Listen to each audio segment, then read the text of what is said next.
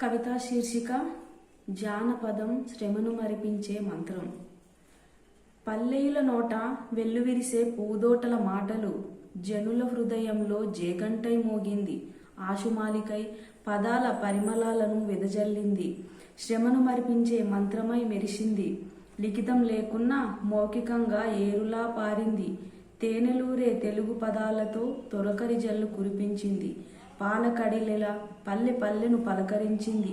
తుమ్మెద రాగాలతో మకరంద మాధుర్యాన్ని పంచింది. పూల పుప్పొడిని పల్లె దాటి పట్టణానికి పరిచయం చేసింది.